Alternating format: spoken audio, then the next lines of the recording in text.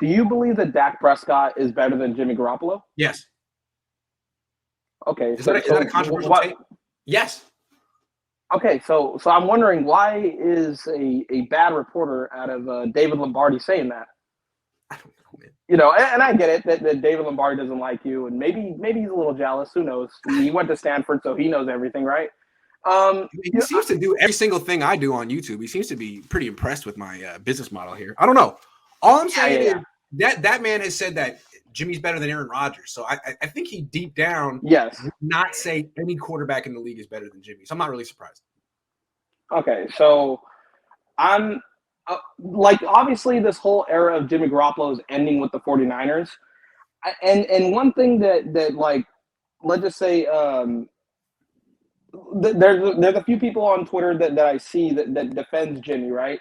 I'm trying to figure out in my mind, why is it that people defend Jimmy Garoppolo to the death?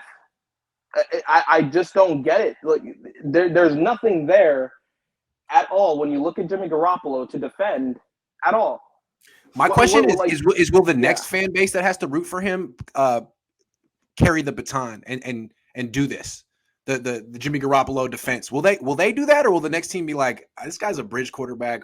We're really not really interested in the Jimmy Garoppolo conversation. I'm curious. Is this just a Niners fan phenomenon?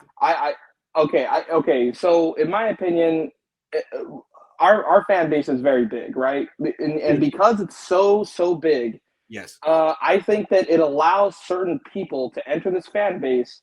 Like, you're going to have a certain percentage of idiots in our fan base, right?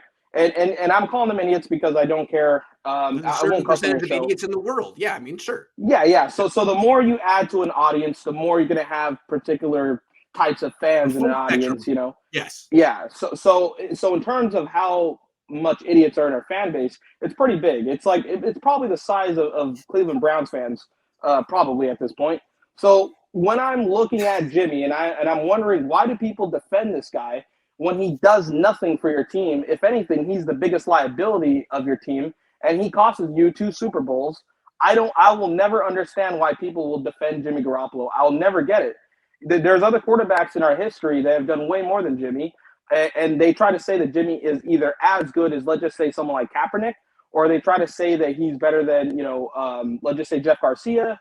And I disagree wholeheartedly. I think that both those quarterbacks have done way more for this franchise than Jimmy ever did with what they had to work with at the same time. It's because of Jimmy's record, period. If Trey Lance comes and can recreate Jimmy's success and win more than him, then Niner fans will never say another word about Jimmy Garoppolo ever again, ever. Because here's the funny thing about the winning, because all year when we talk to Jimmy stans, they always bring up the winning and they say it's because of Jimmy, and if you're a realistic fan or not even just a fan of the Niners, you'll say that, wins are not a result of just the quarterback. They're a team stat. And when it comes down to Trey Lance going forward, if we win, let's just say that we are a playoff team next season, we're a 5th seed, right?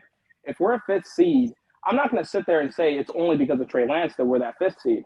Are you kidding me? There's everything around him and the coaching staff together that is the reason why we're a 5th seed this season. And I think that going forward, my expectation on Trey Lance is that we are going to be at least a 5th seed or higher, just because of the stuff that Ben was saying earlier, that the NFC is getting weaker. And as a team, I think that our trajectory is a lot higher than other teams, in my opinion. Now, going forward, too, I wanted to say this because Amin the Dream was saying that Kyle has problems, and I understand where Vish is coming from and understand where Amin is coming from. Both of them, I do respect their opinions. When I look at it, I'm just saying Trey Lance will help out with Kyle's problems when it comes down to blowing leads or whatever, right, for the narrative that's going around, that he blows leads. In my opinion, I think that Trey Lance will mitigate those. I think that he will execute enough to where Jimmy can never execute, and it is going to result in the wins in the end of the day. And that's the difference between us and the Rams. I get it that everybody wants Matthew Stafford. Obviously, they're going to the Super Bowl, so you see what happens when you replace a mediocre quarterback with a good quarterback. This is what happens, and Vish was right about it all along. But here's the flip side to that. In my opinion, in reality, you know, I think that I'd rather keep it this way, that we got Trey Lance, than to get Stafford, because Stafford is going to be more short-term success rather than long-term success. So that's just me personally on the whole Trey Lance and Stafford. If I had to choose one, I guess. But yeah, and thank you, by the way, for everything you do whenever you ask the questions and you piss off Kyle. I love it. I'm always in the comment section talking crap about Jimmy and Kyle because I need greatness. I didn't get to see it in the 80s. I didn't get to see it with Steve Young. So I'm waiting for my time, man. And I think that whenever you do your work, I'm just like, thank you, Grant. Thank you for not being a mediocre reporter up there asking stupid garbage questions, because we're tired of it and we need everybody that's going to ask stupid questions to get out. You guys are kissing the ass of this coach that has problems, and we need it. We need answers, We need answers, and we need this team to win Super Bowls. We're tired of mediocre quarterbacks here. We're tired of mediocre answers from the coaches and everything in the staff, and we just need a better results. We need results, people, and don't be getting triggered if he's asking tough questions that aren't even tough, honestly. It's just you guys think it's tough. But in comparison, thank you, Grant. I wish more Niner fans were like you, man. Would you put some pressure on the organization that you give all this money to? Put some pressure on them. Seriously, yeah. Good job. Yep. Love it. And thank you, Grant. Have an average day, bro.